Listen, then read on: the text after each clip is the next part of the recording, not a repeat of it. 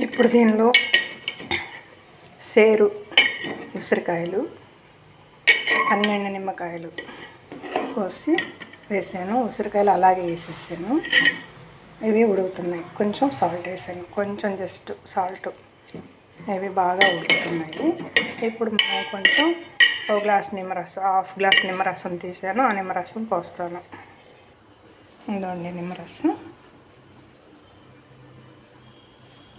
Half glass. అంటే ఇప్పుడు మనం ఇది జ్యూస్ తయారు చేస్తున్నాము. బాగా ఉడికించుకొని చల్లార్చుకొని పంచదార కూడా పోసి పాకంలాగా రావాలండి. పంచదార కూడా పోయాలి. పోసి బాగా పాకంలాగా వచ్చిన తర్వాత చల్లారిన తర్వాత మిక్సీ పట్టుకోవాలి. అంటే ఉసిరికాయలో ఉన్న గింజలు తీసేసి, నిమ్మకాయలో గింజలు తీసేసాను. ఉసిరికాయలో చల్లారిన తర్వాత ఆ గింజలు కూడా తీసేసి ఇది మిక్సీ పట్టుకోవాలి. మొత్తం మిక్సీ పట్టుకొని నిల్వ చేసుకుంటే మనకి ఎప్పుడు కావాలంటే అప్పుడు అది 1 స్పూను 2 స్పూన్లు గ్లాసులు వేసుకొని కూల్ వాటర్ పోసుకొని కలుపుకొని చక్కగా కూల్గా తాగొచ్చు. ఓకే, ఇది జ్యూస్. ఏంటి? ఉసిరికాయ నిమ్మకాయతో జ్యూస్. ఇది బాగా ఉడకాలండి. సిమ్లో చాలాసేపు ఉడుకుతుంది. ఉడికిద్దాం. ముందుగా ఇప్పుడు కొంచెం ఉడికిన తర్వాత పంచదార పోసుకుందాం. ఆ పంచదారతో పాటు నీళ్ళు వేయకూడదు. పంచదారతో పాటు నిమ్మకాయ, ఉసిరికాయ బాగా ఉడకాలి. ఓకే,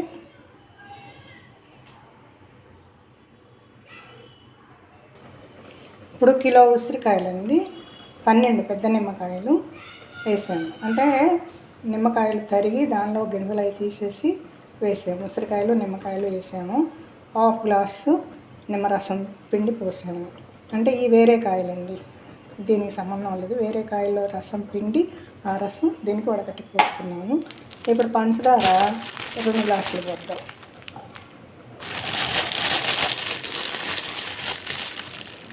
ఇదిగోండి, 1,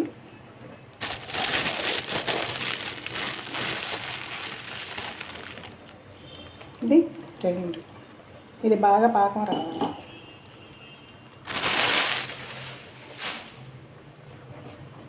నీళ్ళు వేయకుండా పాకం రావాలి. ఇప్పుడు నిమ్మకాయ, ఉసిరికాయ, పంచదార, కొంచెం సాల్ట్ వేసి ఉడికిస్తున్నాను అన్నమాట. ఇది బాగా గుజ్జుగా తీయగా పాకం రావాలి. ఉడుకుతూ ఉంటుంది.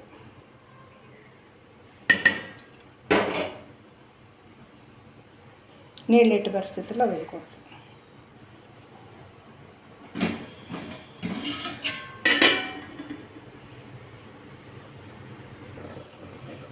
ఇదండి, చక్కగా ఉడికింది. కొంచెం ముద్ర పాకం వచ్చిందాక ఉంచుకోవాలి. బాగా చల్లారిన తర్వాత లెస్లో పోసుకొని ఇది దీనిలోని గింజ, ఉసిరికాయలోని గింజ తీసేసేయాలి. ఇక మొత్తం ఇంతే, ఇలాగే పెట్టుకొని మీకు వీలుగా అయితే గింజలు తీసేసినాక మిక్సీ వేసుకోండి. మిక్సీ వేసుకొని చల్లారిన తర్వాత గింజలు తీసేసి మిక్సీ వేసుకొని వాటిల్లో పోసి పెట్టుకోండి. ఎప్పుడు కావాలంటే అప్పుడు తీసుకొని చక్కగా తినచ్చు. అంటే కూల్ వాటర్ పోసుకొని కలుపుకొని తాగొచ్చు.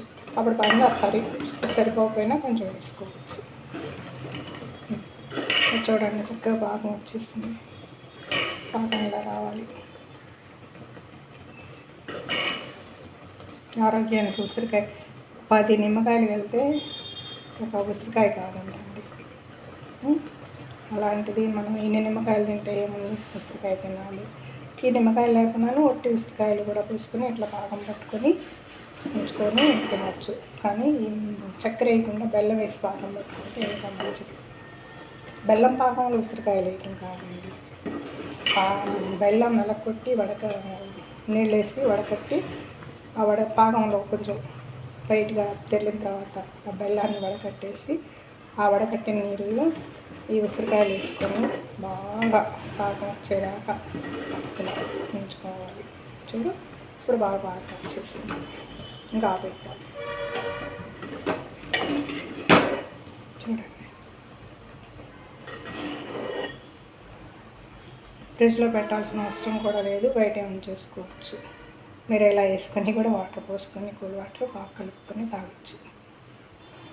ఓకే, బాలింతలో వేబిళితున్న వాళ్ళకైతే ఇది చాలా మంచిదండి. నిమ్మ చెక్క, ఉసిరికాయ చక్కగా తింటారు. ఇలా పాకం వచ్చేస్తుంది అంతే. గింజలు ఊరికే వచ్చేస్తాయి, గింజలు తీసేసేయండి. తీసేసుకొని మిక్సీ వేయాలంటే, లేదు ఇలాగే ఉంచుకుంటామంటే ఓకే.